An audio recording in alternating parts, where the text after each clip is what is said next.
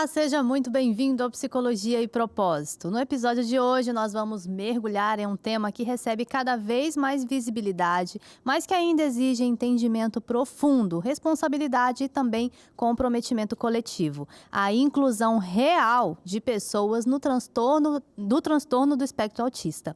Falar de TEA vai muito além de reconhecer características ou diagnósticos. Envolve compreender necessidades, respeitar diferenças e também adaptar ambientes, o que não é fácil. A inclusão verdadeira não se limita ao discurso. Ela aparece nos detalhes do cotidiano, nas formações, nas práticas sociais e na maneira como enxergamos cada indivíduo como único. E hoje, para nos ajudar a entender melhor sobre esse tema tão importante, recebemos a neurocientista Tatiana Aguilar. Tatiana, mais uma vez, bem-vinda ao Psicologia e Propósito. Muito obrigada pelo convite. Como sempre falo quando eu estou aqui, pela oportunidade. É uma honra estar aqui, podendo estar discutindo sobre assuntos tão relevantes, tão importantes. E eu me sinto muito grata por mais uma vez estar aqui com vocês. Você que trabalha aí com crianças, com adolescentes, né? Um pouco especificamente, né? Com crianças com TEA. E veio até aqui já de Trude também, sim, né? Sim, Não foi ela que veio de Trude, foi a Trude que veio. Duas pessoas completamente diferentes. Mas esse é um assunto que a gente precisa falar. A inclusão das crianças com transtorno do espectro autista, hoje em dia, a gente até começou a ver uma mudança nos ambientes e tudo mais, mas ainda não é o ideal, né? Ainda é bem raso, né, daquilo que realmente a nossa população, né, que necessita realmente dessa inclusão, ela precisa, né? Quando a gente fala de inclusão, há tempos atrás a gente só pensava nas pessoas que tinham alguma deficiência física, né? Hoje a gente precisa pensar nessa deficiência, né? Nessa dificuldade dos transtornos, que os transtornos trazem. Sim. E que não são, né? Basicamente oculares, né? Não é à vista de todas as pessoas, né? A pessoa que não tem realmente, né, um membro que precise, né, andar de cadeira de rodas, é fácil a gente identificar que ela precisa de algum suporte. E aqueles que não estão tão transparente assim, como é que a gente lida com isso, né? A gente tem as nossas crianças necessitando realmente dessa inclusão, né? Inclusão de um modo geral, porque é uma criança, é um ser humano em desenvolvimento, mas a gente também não pode deixar de olhar para o adulto, né? Para o adolescente, né? Que a criança que se tornou adolescente e esse adolescente que se tornou adulto e que vai se tornar um idoso. Sim. Né, especificando, né, justamente dentro do transtorno, o espectro autista, ele traz isso, né? Não só o espectro autista, mas outros transtornos também. E a nossa sociedade, ela está preparada para receber esse indivíduo? Né, dados que a gente tem recebido é que cada vez mais, né, o número, né, de diagnósticos, eles vêm aumentando gradativamente. Sim.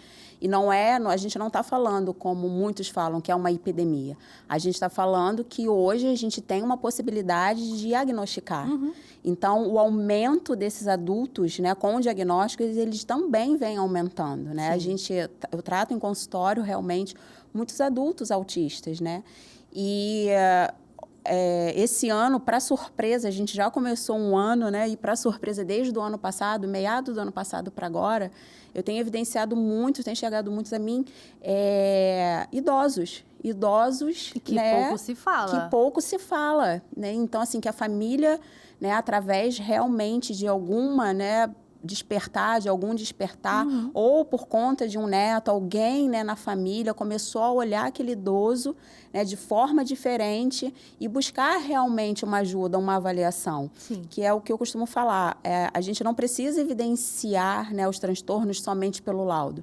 A gente precisa trazer algo, né, funcional para a vida dessa pessoa, trazer uma qualidade de vida para essa pessoa.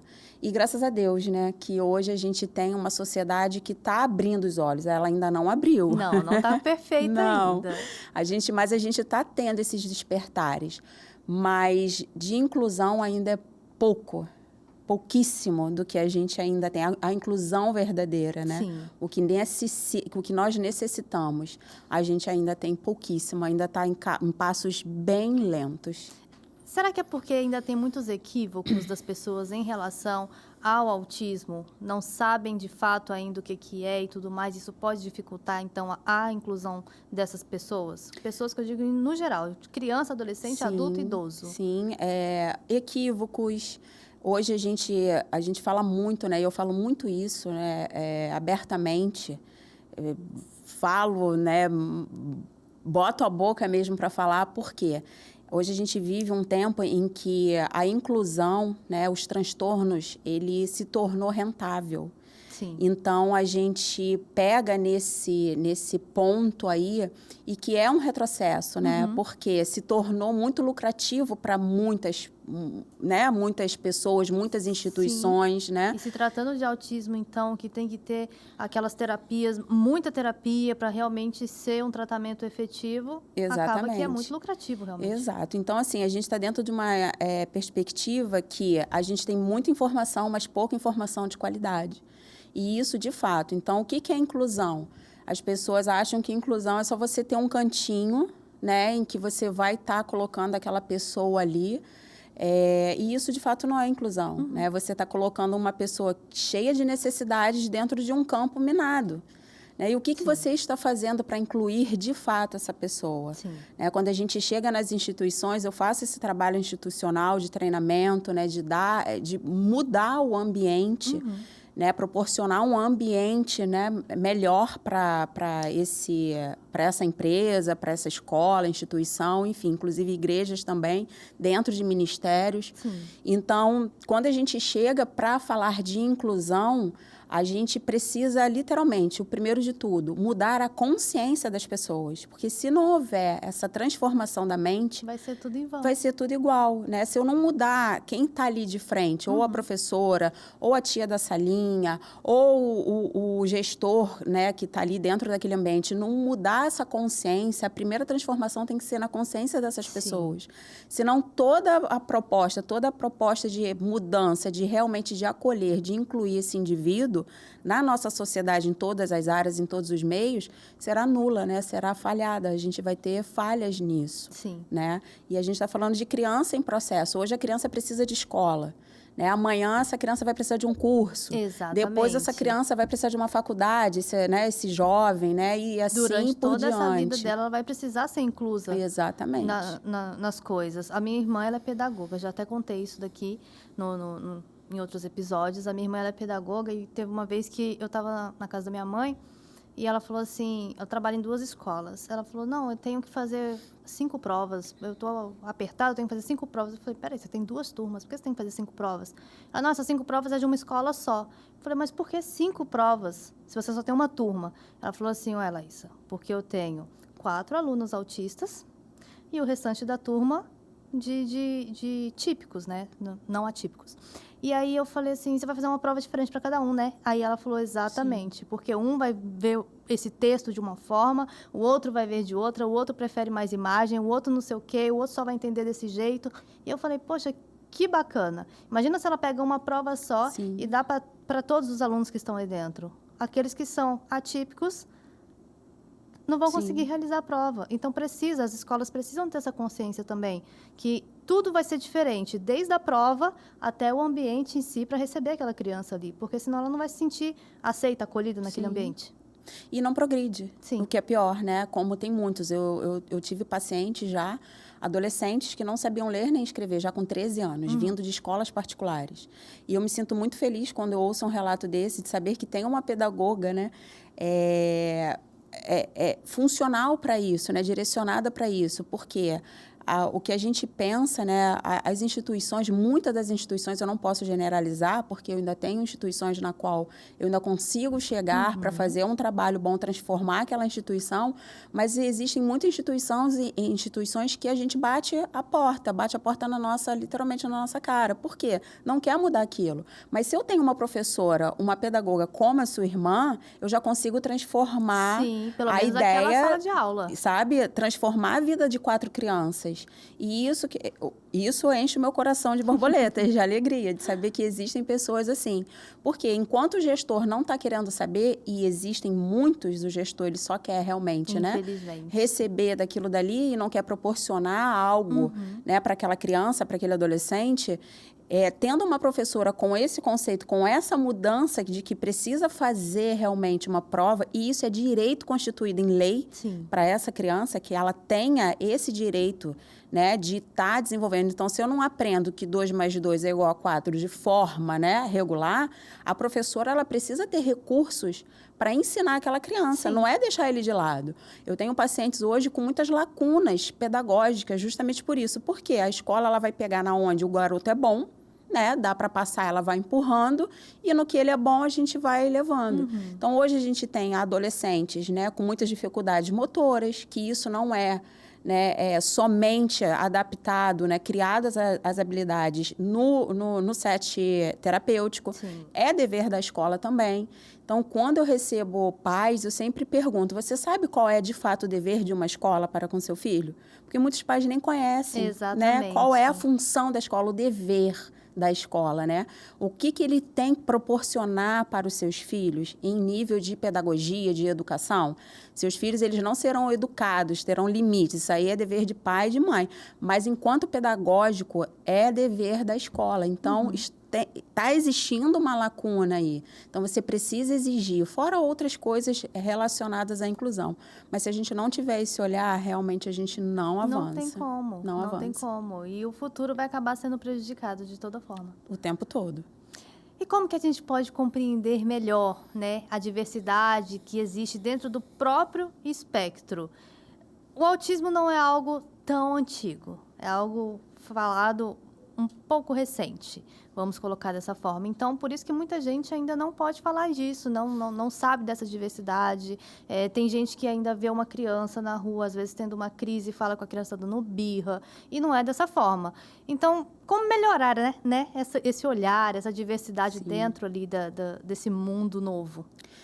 Acho que não existe nada melhor do que a informação, né? A informação, informação de qualidade, não essa enxurrada que a gente está tendo. Coisa que a gente vê na internet. A gente precisa, né, enquanto sociedade, abrir os olhos para realmente esse novo tempo em que nós estamos vivenciando. Aqui dentro do nosso ambiente de trabalho, a gente pode ter 3, 4, 5 pessoas autistas e a gente não sabe, né? Então, a gente precisa colher mais informações. Então, não é um cara que é metódico, não é um cara que é cri-cri, não é um cara que só senta nessa posição, nessa cadeira, se a cadeira estiver arrumada. Então, a gente precisa ter um olhar, né, mais amplo para esse indivíduo e colher informações de qualidade.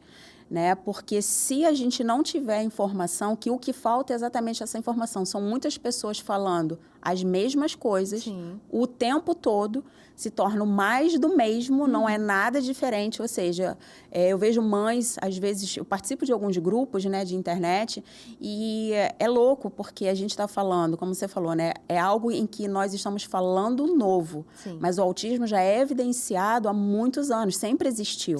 A gente está falando de protocolos de avaliação, né, de identificação de laudo, agora. Mas ele sempre existiu, só que ele era tratado de forma diferente. Era aquela criança bobinha, aquela criança que era burrinha, aquela criança que não desenvolve. Né? E até com estereótipos de palavras, né, muito pesadas, né, que se utilizava até do adulto também, né, aquele adulto, né, as pessoas falavam muito, né, mongoloide, né, detraquê, e por aí, né, vai. Mas ele sempre existiu. Então, o novo hoje é justamente pela descoberta das possibilidades, né, novos conceitos. Antes a gente falava de síndrome de Asperger, hoje a gente já tem o autista nível 1, né, com altas habilidades, superdotação. Então, além disso, a gente ainda tem as comorbidades que o próprio transtorno traz. Porque se a gente está falando de um transtorno do neurodesenvolvimento, a gente está falando que é um transtorno que afeta o indivíduo como um todo. Exatamente. Não só na sua parte motora, não só na sua parte cognitiva, né? Não só na área pedagógica, seja qual for. A gente está falando de um afetar, né, do desenvolvimento desse ser humano. Isso. Desde a parte, né, dos seus sistemas né? Sistema imunológico, sistema digestório. A gente está falando do todo o desenvolvimento. Então, se a gente não tiver uma informação de qualidade, a gente só vai receber mais do mesmo. Como, né, muitos grupos, a gente vê mães perdidas. Esses dias até cheguei a postar, não sei se você viu, uma informação de uma pessoa que mandou para mim, achando que o autismo é algo relacionado a alguma deficiência mental, né? Porque como é na mente, então é deficiência mental. Então, e essa pessoa é uma autista adulta. Então, nem ela mesma tem sabe. Tem um conhecimento sabe? do que ela Exatamente. tem passado. E é justamente por conta de informação. Por quê? O profissional também, quando lauda, ele só lauda. Não explica. Não explica. Não tem aquela psicoeducação para a pessoa entender Exatamente. o que ela está passando. A gente até recebeu aqui, não vou me recordar agora o nome dela, mas uma psicóloga também. E que também, acho que ela era psicóloga, não me recordo. Que fazia o diagnóstico, só que ela falou assim, eu comecei a fazer algo diferente lá. Isso eu falei, você fazia o quê? Você faz o quê? Ela falou assim, quando eu vou entregar o laudo, quando eu vou dar a devolutiva, eu faço uma sessão só com os pais. Sim. E ali eu vou explicar para eles o que é aquilo, por que a criança é assim, o que causa autismo, o que é, da onde veio e tudo mais, para os pais terem consciência e saber realmente com o que eles estão lidando. Porque é difícil você chegar para um pai e só falar assim, seu filho é autista, Sim. Tá? Aqui está o laudo e acabou. E aí ele vai fazer o que com esse laudo agora? Sim. O que é? Ele vai sair na rua falando, não, meu filho tem autismo. E o que é autismo? Ah, não sei. A neuro diz que ele tem, então ele é. É isso. Não é assim. Tem que ter um conhecimento até mesmo para saber como lidar e o que é o direito dessa criança. Sim. E o que ela tem o direito de ter nos lugares e tudo mais. E essa faz parte da inclusão dessa criança. A gente precisa de profissionais assim. Que pensem, né, não somente em tratar a criança, o adolescente, o adulto. Precisa cuidar dessa família como um todo. Sim. Sem isso, a gente não vai conseguir avanço. Porque como é que eu vou explicar até mesmo a minha terapêutica para um pai que ele não entende como que esse cérebro funciona? Não tem como. Não tem como. Então, se eu realmente não colocar essa família, né, esses cuidadores principais, essa assistência dentro da minha sala e explicar como esse cérebro funciona, e isso não é uma vez só. A gente precisa manter esse diálogo, essa conversa, né?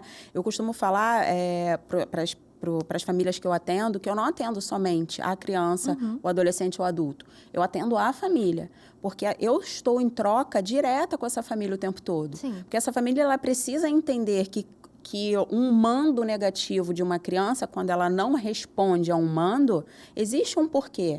E não é no grito, não é na violência, não é que você vai resolver a situação daquela criança. Então, ela precisa também ser educada para que tudo melhore. Melhore a vida dessa família e melhore, de fato, o desenvolvimento dessa criança.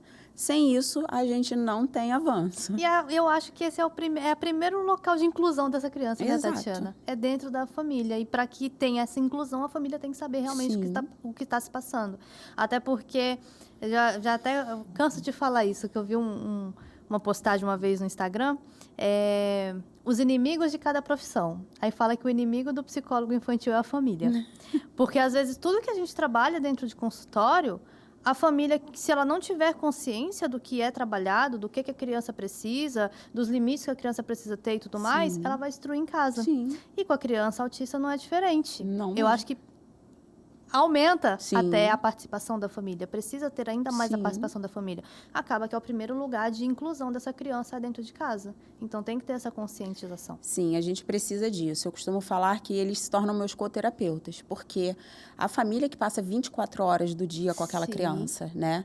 Então, eu sempre dou como orientação para as minhas famílias que tudo na vida daquela criança vira estímulo. Então, se está tomando banho é um estímulo, né? Se está comendo, você vai estar aproveitando para estimular. Você não precisa demandar 2 horas do seu dia, sentar com essa criança para ser terapeuta dessa criança. Não. Mas você precisa entender que tudo na vida dessa criança vai ser estímulo. Sim. Né? Ao invés de você estar ajudando a colocar uma meia, você vai estar forçando ela a colocar a meia.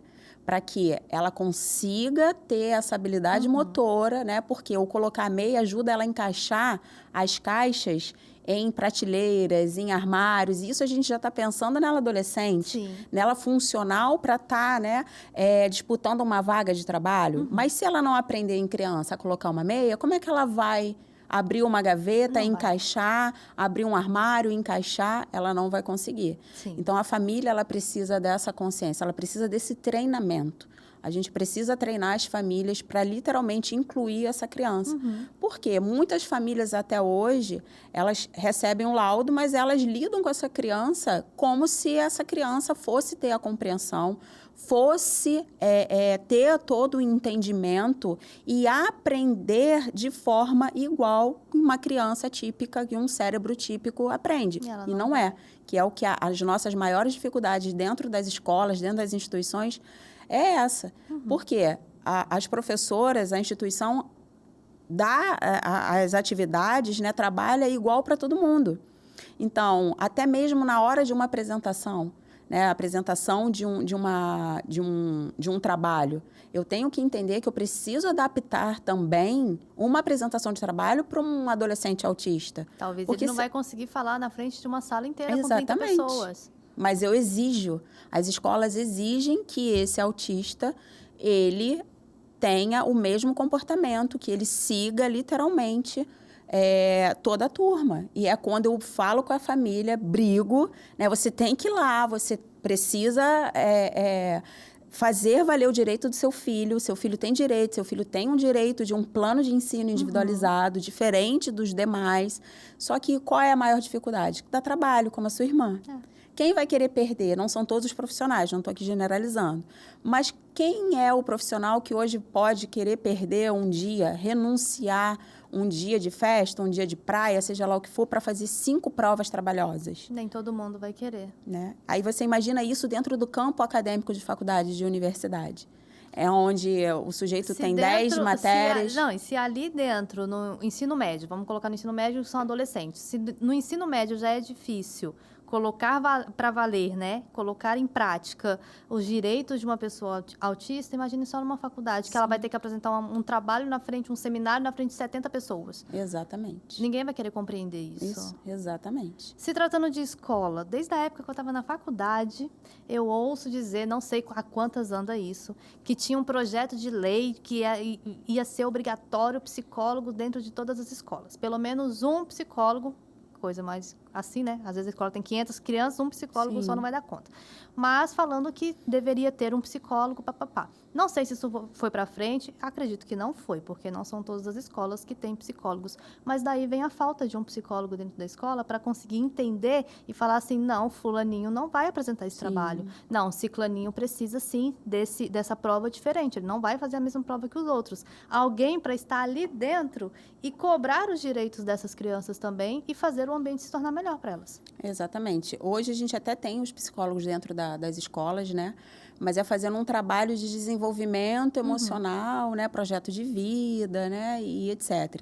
A gente precisa de um profissional dentro das escolas, as instituições, elas precisam se conscientizar disso. Não tem mais tempo, não dá mais. É agora, né? Ou você vai colher problemas. Sim. Quando eu costumo, né, quando eu vou nas instituições para aplicar realmente, né, a inclusão, para transformar aquela escola de fato, numa escola inclusiva, né, ou uma instituição, uma empresa, eu levo, né, relatos, né, levo dados em que hoje os processos trabalhistas, né, eles estão, os processos em relação à inclusão, eles estão sobrepondo os processos trabalhistas dentro dos tribunais. Então, hoje a gente tem muitos processos voltados para as instituições porque não conseguiu adequar aquela criança, aquele adolescente numa escola, ou até mesmo um funcionário no seu ambiente de trabalho não conseguiu adequar por conta de uma falta de quê? De um treinamento, falta realmente, né, de um profissional habilitado para estar ali treinando, a instituição querer realmente ter esse custo, esse gasto, que na verdade não é gasto, você imagina. Hoje, né, danos morais, um processo de danos morais, dependendo do que está envolvendo, é altíssimo. Então, a pessoa prefere perder, prefere estar ali dentro, envolvida dentro de um processo, do que contratar um profissional para capacitar tanto os seus funcionários, né, quanto realmente ter ali literalmente um selo, né? Um Sim. selo de que eu sou capaz, eu posso te receber, né? Sim. Aqui você é bem-vinda. Aqui nessa escola, você, família, vai ser ouvida, você vai ser acolhida, sabe? Dentro desse projeto que eu levo para as escolas e que, graças a Deus, escolas e faculdades têm acatado, têm recebido, um dos projetos é esse, né? Para que a gente diminua essa insatisfação dos pais, diminua o bater na porta da coordenação. É a gente ter de tempos em tempos esse ambiente em que os pais possam ser acolhidos, possam ser ouvidos, né? Sim. Mas para isso eu preciso habilitar o quê? Um profissional que acolha e que ouça e que consiga dar resposta. Exatamente. Porque não adianta, né? Você imagina, chegar na secretaria de uma escola, falar que o filho aconteceu isso, que o filho isso, a secretaria, né, não saber dar resposta, e o que é pior, às vezes dá uma resposta em que vai prejudicar a própria instituição. Então, se não habilitar, eu passei por isso, até uma universidade cair em si, né, de que ela precisava realmente ter esse trabalho dentro da faculdade, dentro da universidade, foi exatamente isso que aconteceu. A coordenadora deu uma resposta, né? Era para fazer a adaptação de uma prova para um profissional, um aluno universitário, e ela falou que não ia adaptar a prova, porque a prova de segunda chamada não se adapta. Então, quando a coordenação superior dela ficou sabendo, né, foi lá, né, porque a coordenação meio que sabia, e aí foi lá, né, repreendeu a pessoa e tudo mais. Então, precisou realmente algo acontecer, né? E a gente está falando de universidade, a gente está falando de pessoas, né, professores, né, gabaritados, né? Enfim, mas a gente ainda bate em todas as áreas. Não é questão de competência acadêmica, do que você traz no seu currículo, é questão de consciência. Exatamente. Por isso que o primeiro nível é a expansão da consciência. Nós, como psicólogas, você como neuropsicóloga, neurocientista, você como neurocientista, um médico, um advogado, a gente tem que estar sempre se atualizando. A gente se atualiza porque o mundo vai mudando. O advogado, cada dia tem uma lei nova. Por que não as escolas também não irem, né, se atualizando do novo que está acontecendo, que nem é tão novo, mas do que está acontecendo, para então trazer essa inclusão, né? Acaba que a gente fala de escola, a gente fala de faculdade, a gente fala de cursinhos, a gente fala de uma aula de natação, uma aula de judô. Já trouxemos aqui psicólogos do esporte e que trabalham com crianças autistas, e eles falam, nossa, é uma diferença tão grande quando a gente consegue trazer essa criança para junto ali das outras crianças que não são atípicas, sabe? E conseguem colocar elas ali para fazer o esporte junto com elas, elas dão um salto tão grande e elas desenvolvem tanto, mas é porque as pessoas fazem cursos, elas entram ali, elas vão estudando e elas vão sabendo como adequar aquele ambiente e a profissão delas para as crianças que precisam, para as pessoas que precisam. Então, acho que esse é o mundo ideal, né? Que a gente gostaria que todo profissional fizesse isso. A gente vê bastante também, eu vejo muito isso, muito vídeo no TikTok, às vezes barbeiro cortando cabelo. Eu acho tão bonitinho, cortando o cabelo de crianças autistas. E ele vai ali na maior paciência, às vezes ele pega o borrifador de água, ele vai borrifando na criança, ele borrifa nele mesmo, para ela ver que é uma coisa normal, natural. Isso é um ambiente que está trazendo ali um acolhimento, uma inclusão para essa criança. É completamente diferente, né? Exatamente. E você vê, né, um lugar desse, numa barbearia, ele vai se tornar referência para isso. Ele vai deixar de ser o barbeiro simples para ser um barbeiro especialista, né, no cuidado de corte de cabelo de uma criança autista. E a gente está falando de uma dificuldade de cortar um cabelo que às vezes leva mais de uma hora, né, para um corte, porque o cara tem que se reinventar. Então, hoje a maior dificuldade, eu costumo falar que para a gente trabalhar dentro desse nicho, não pode ser qualquer um, de qualquer forma, de qualquer jeito. Precisa realmente ter sabe, as borboletas explodindo. Aquela paixão. O amor, a paixão. Porque não é fácil. Não. Você sabe, a gente como profissional, a gente enfrenta muitas lutas, né? A gente enfrenta realmente a dor de uma família, né? Porque ninguém gosta de receber um laudo, seja qual for, né? Às vezes a gente machuca um dedo, a gente fica, né, chateado porque machucou aquele dedo. Você imagina um diagnóstico, né, que é para a vida inteira. Saber que aquela criança ela vai crescer, vai se desenvolver, necessitando de apoio, de ajuda, por mais que seja menor, né? Mas ela vai precisar de ajuda a vida inteira. Sim. Então, ninguém gosta. Então, para trabalhar com isso, né, seja a escola, seja profissional de atendimento, seja um barbeiro que escolha realmente voltar a sua vida para isso, precisa de amor. Porque se não houver esse amor... Ah, Tati, então você está falando que as escolas, as instituições que não possuem isso, elas não têm amor? Não, tem. Mas ainda é pouco para o que realmente a gente necessita. Sim. Sabe? Porque os cursos, a gente não pode paralisar. Como você falou, né? Advogados, eles acabam, né, estudando, né? Médicos e por aí vai, outras profissões. A gente precisa estar em construção. A gente precisa estar em desenvolvimento.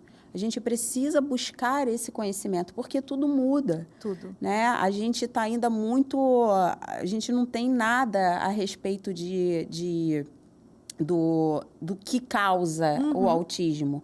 Ainda está tudo muito pequeno, tudo muito raso, tem descobertas. E aí, no meio disso tudo, tem muito profissional. Hoje, a gente tem muitos influencers que se tornaram super influencers do autismo.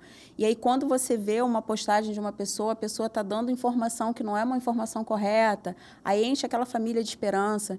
Então, se realmente a gente não pensar, né, por esse lado de que eu preciso desse conhecimento, eu preciso transformar aquela criança que está passando ali por mim.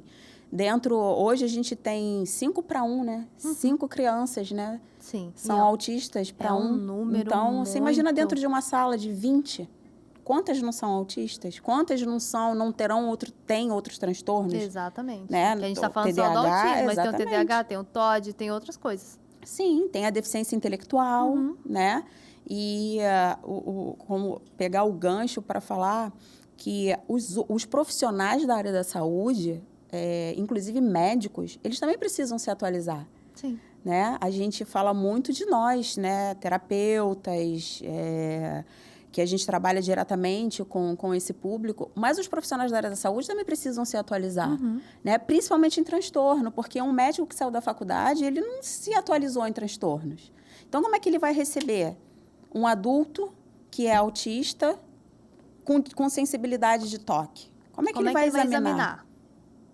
Né? Como? Como é que ele vai receber esse autista, só que a sala dele, a recepção dele, fica mega cheia, mega tumultuada, televisão nas alturas, você espera, tem longas horas de espera para ser atendido pelo aquele médico. E às vezes nem todo mundo entende que o autista tem prioridade e pode passar na frente. Aí vira uma bagunça na sala principalmente de espera. de adulto. Sim. E aí, puxando mais a fundo para a gente ter o entendimento do quão é profundo o transtorno. Hoje, muitas pessoas estão tratando na superficialidade, mas é algo muito profundo. E me entristece quando eu vejo isso, sabe? Da gente, porque caiu no popular, né? As pessoas, elas estão tratando como se fosse fácil, como se fosse algo normal. É autista, a pessoa tem problema de cognição, a pessoa tem problema disso, não olha nos olhos e está tudo bem. A gente gostaria que fosse tratado de forma normal, para que não houvesse a separação daquela pessoa. Porém, entendendo que aquela pessoa é normal, é natural e tudo mais, mas que ela necessita de algo diferente. Sim. Né? Aí você imagina, como você sabe, eu sou especialista em autismo feminino, né? Da mulher. Então, você imagina o quão essa mulher ela vai passar por processos difíceis quando ela chegar na idade adulta, sobretudo no climatério menopausa. A neurociência que fala isso, né? Não sou eu, Tatiana. Então, a gente tem respaldo científico para falar do cérebro, né, da gente. Então, quando a gente fala do neurodesenvolvimento, a gente está falando do cérebro. Sim. E a gente está falando de algo que acontece no corpo de uma mulher que começa no cérebro.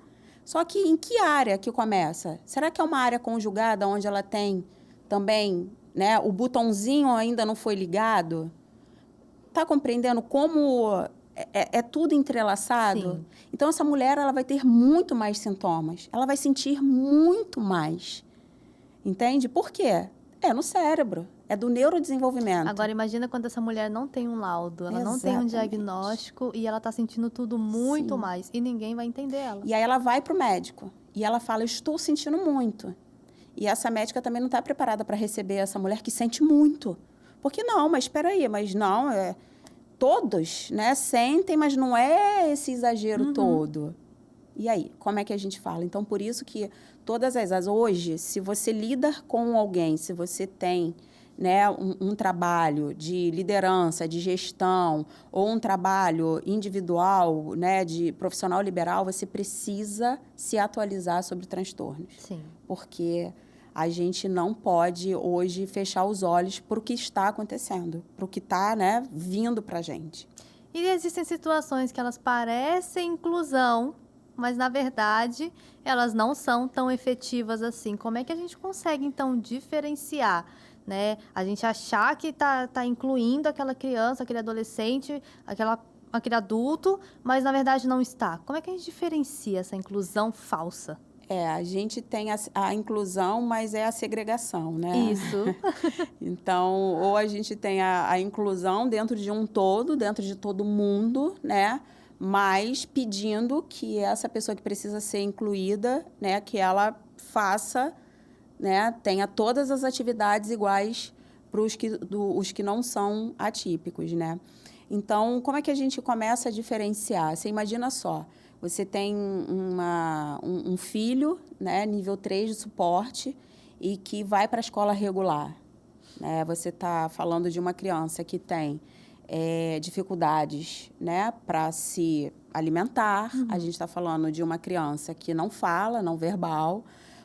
Uma criança que tem muita dificuldade em se relacionar socialmente, é agressiva, é pegar ele e colocar numa escola regular. Sim. Que ok, mas essa escola regular ela não está preparada.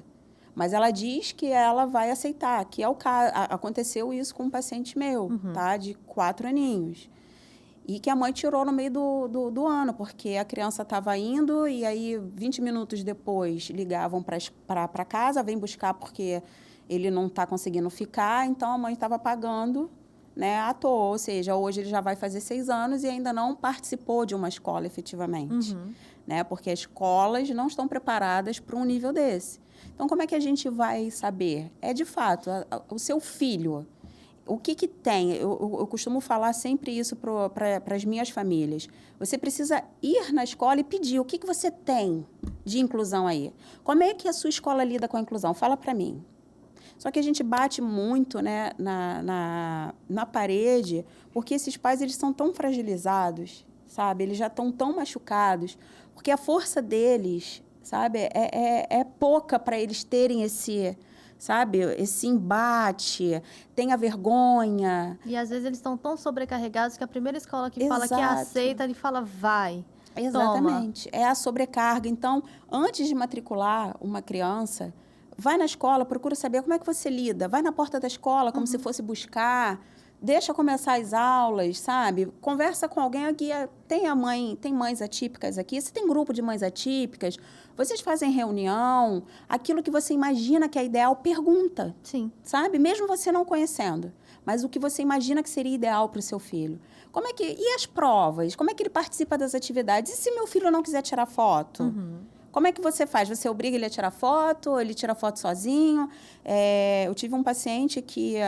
né, infelizmente, a mãe ficou muito triste, porque a foto de formatura, a criança queria tirar foto assim, autista nível 1, mas ele adorava tirar foto assim, queria tirar foto assim, a professora simplesmente tirou ele, porque ele não podia tirar foto assim. Então, olha a perspectiva, olha, né, falta imaginação também desse povo, eu não sei o que está acontecendo. Acho que é a internet. Que eles não querem ter trabalho, sabe? Tatiana. Que aí ia falar, então tá bom, tira a foto aí. Finge, tirou, agora vem, junta aqui, vamos tirar assim, bonitinho. Mas não, arrumou um embate com o menino saiu da foto, ficou lá no cantinho, a única foto que aparece, que aí apareceu, infelizmente, a escola ainda publicou isso, a mãe pegou, o garoto lá no cantinho e todo mundo aqui com a fotinha, o garoto lá sentado no cantinho. Gente. Fora da foto. Entendeu? Então, falta realmente, sabe? Então, se você percebe, a gente precisa perguntar. Hoje, a gente não tem mais tempo. Ou serão os pais a fazerem isso, ou se a gente esperar da política pública, sabe? Se a gente esperar de instituições que promovam esse bem-estar para as nossas crianças, isso não vai acontecer. Sim. A gente vai literalmente passar o tempo, vamos envelhecer, sua bebê vai nascer, vai crescer, vai se tornar uma linda moça, e aí nada vai ter mudado, como ainda a gente não tem. Então, os pais precisam ser efetivos, eles precisam trazer, sabe, criar essa força por dentro e exigir os direitos realmente do seu filho. Ir lá, porque você está pagando, não é favor. A escola, você tem um contrato daquilo dali. A escola, ela tem obrigações a cumprir para com seu filho, da mesma forma que você tem obrigações como pai, como cuidador. Sim. Né? De proteger, de cuidar, de dar assistência, de colocar na escola, porque quando você não coloca, o conselho tutelar pode bater na sua porta. Exatamente. Né? E a escola? Qual é a obrigação da escola?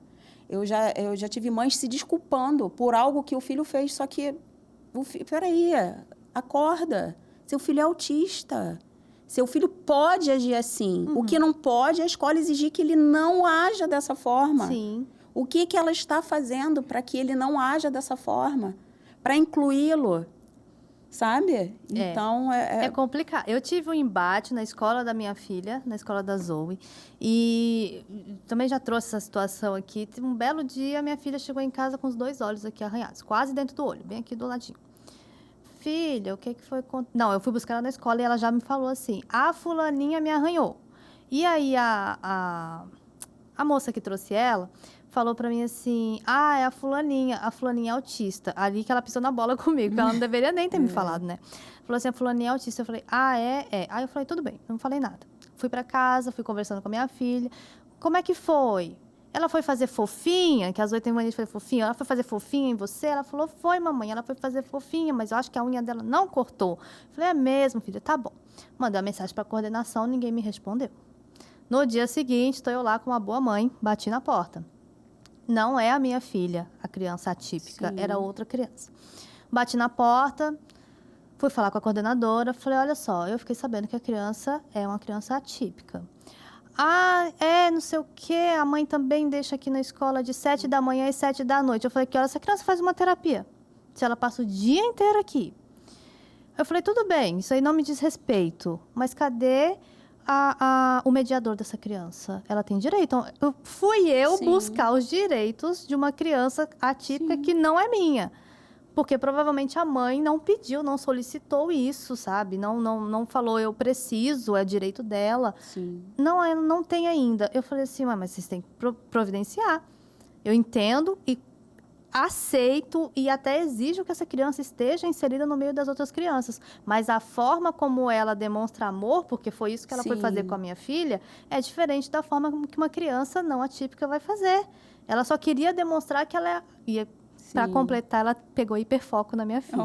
Tadinha, gente. A bichinha, a Zoe sofreu, mas assim, foi aquela coisa. Mas ela foi entendendo e tudo mais. E ela foi aprendendo a lidar com a amiguinha, né? Porque a menina queria muito brincar com a Zoe. Tinha hora que a Zoe não queria brincar com ela. E ela, filha, tem um pouquinho mais de paciência com a sua amiga. Brinca um pouquinho com ela, depois você brinca com os outros. E aí ela mesma foi aprendendo a lidar. Mas assim, uma criança de 4 anos, na época tinha 3, e aprendendo a lidar com uma criança atípica, porque a escola não está fazendo o papel dela, e eu ter que trabalhar isso com a Zoe para ela aprender a lidar, é diferente. A escola deveria ter um outro papel, né? Acabou que eu acho que ela perdeu o hiperfoco na Zoe, mas, enfim, a escola não estava nem aí. E, ao que parece, não posso afirmar, a mãe também acho que não estava. A criança ficava na escola o dia inteiro, não tinha a exigência de um mediador para aquela criança, e é coisa que o pai ele tem que se preocupar. Como é que minha filha está? E aí eu comecei a pensar com os meus botões depois. Passa o dia todo. Será que essa criança está comendo na hora do almoço? Será que alguém tem a paciência de estimular ela na hora de comer, na hora do almoço, na hora do lanche? Quando tem uma aula de natação, será que essa criança entra na piscina na aula de natação? dentro da sala de aula, será que essa criança está aprendendo igual a Exatamente. minha filha está aprendendo? E eu comecei a pensar, eu falei, gente, não é mole a vida de Sim, uma não é. criança atípica. Não é, é difícil. E ainda bem que pegou uma família, você, né, que pôde instruir a sua filha positivamente. Mas a gente tem também um movimento dentro das escolas, né, de pais típicos, né, já criando uma exclusão, ou seja, se tivesse número X, né, de alunos, ano que vem eu não matriculo meu filho, vou tirar.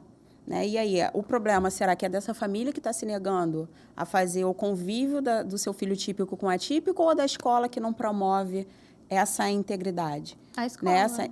Exatamente. Então, assim, e aí, por outro lado, o que é melhor? Às vezes, muitas das vezes, os pais, né?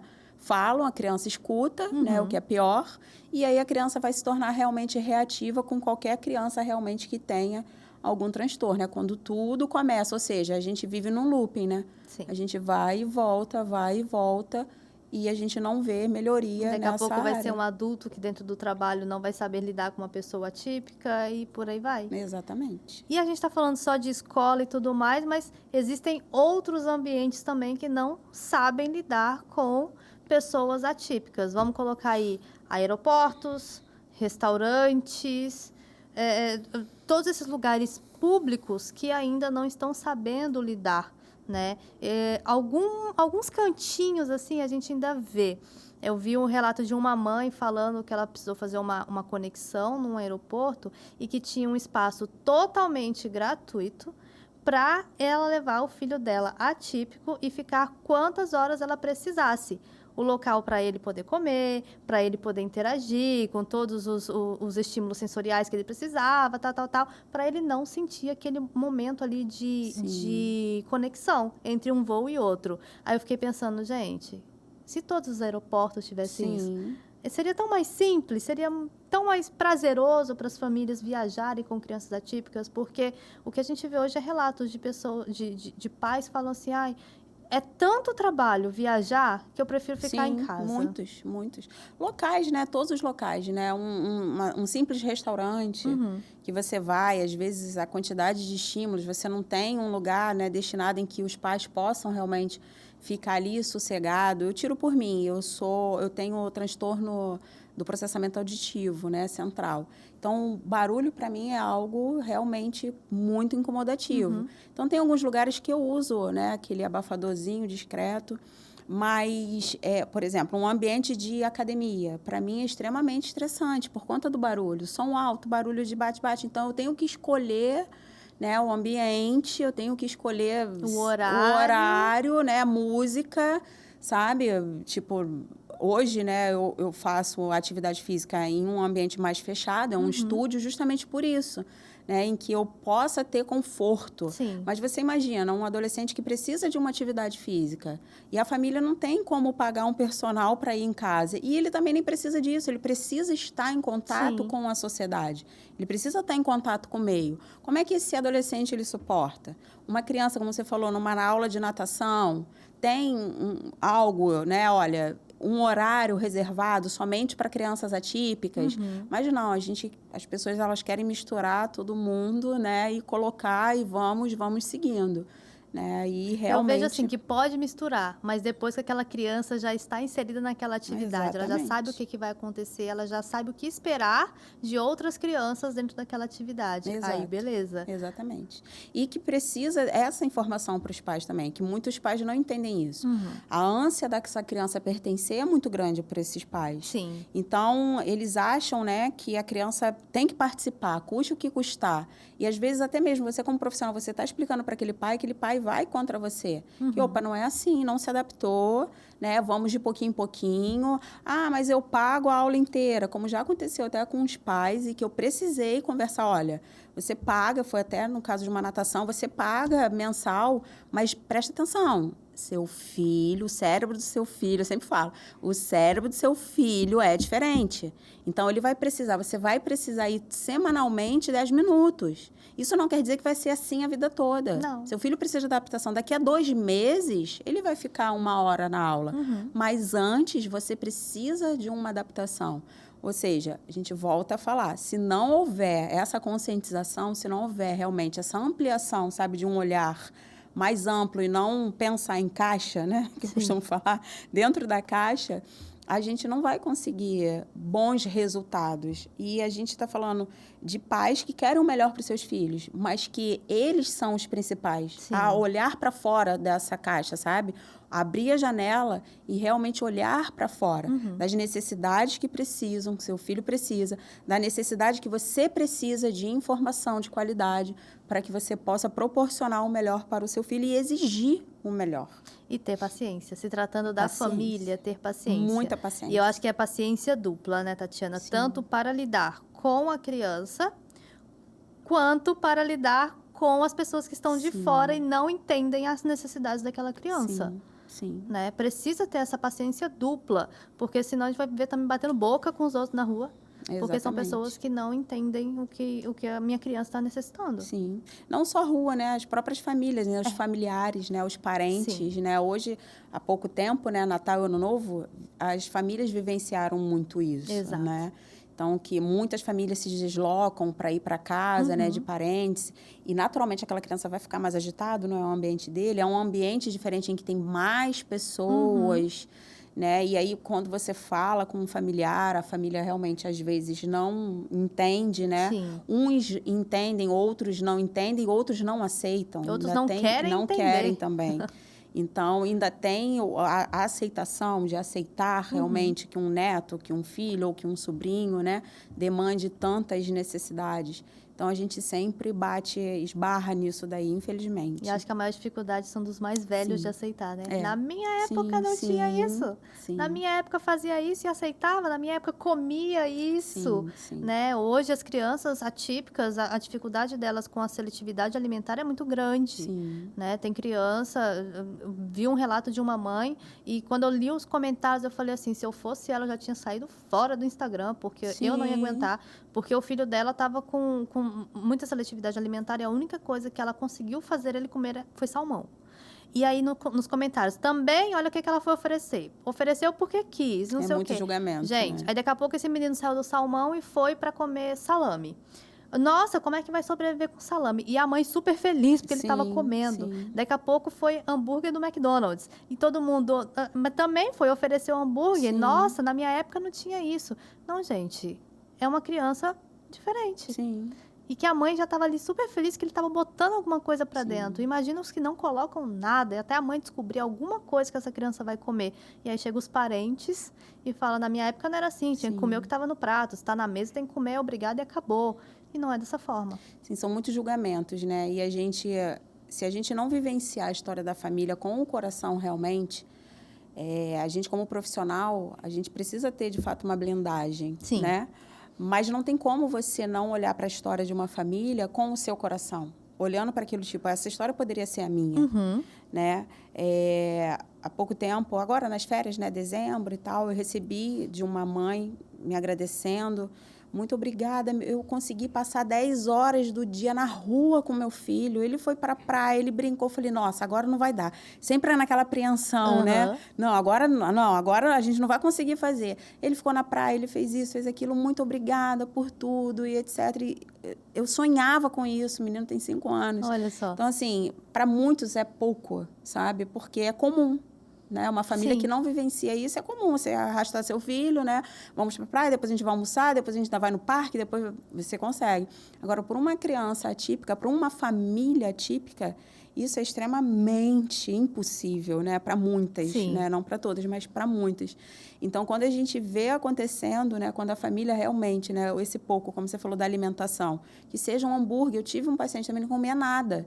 E começou pelo hambúrguer, sabe? Do hambúrguer foi a carninha, e que aí a mãe começou a fazer a carninha em casa, né? Trouxe toda essa instrumentalidade, a criança começou a desenvolver, começou a comer.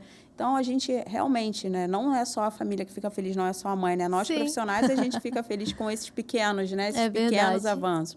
Mas o julgamento, infelizmente, né? E aí, a gente vai aprendendo a lidar com esses julgamentos e tentando colocar um pouquinho mais de consciência na cabeça de cada pessoa para que possam entender como funcionam as crianças, as pessoas atípicas no geral. Sininho tocou, Tatiana. Passa muito rápido. Foi ótimo, passa muito rápido. Foi ótima a sua participação aqui, sua Obrigada. presença mais uma vez. Passa pra gente sua rede social, pro pessoal te acompanhar lá e pegar suas dicas. @Tatiana Aguilar Terapia. No É Instagram. isso.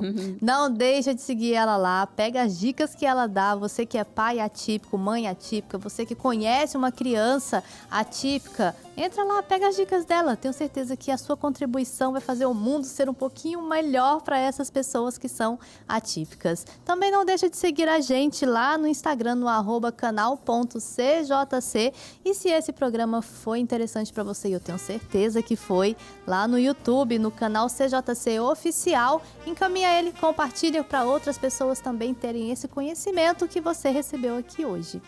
E você de casa, muito obrigada pela sua participação, por estar aqui com a gente, e a gente se vê de novo no próximo episódio do Psicologia e Propósito.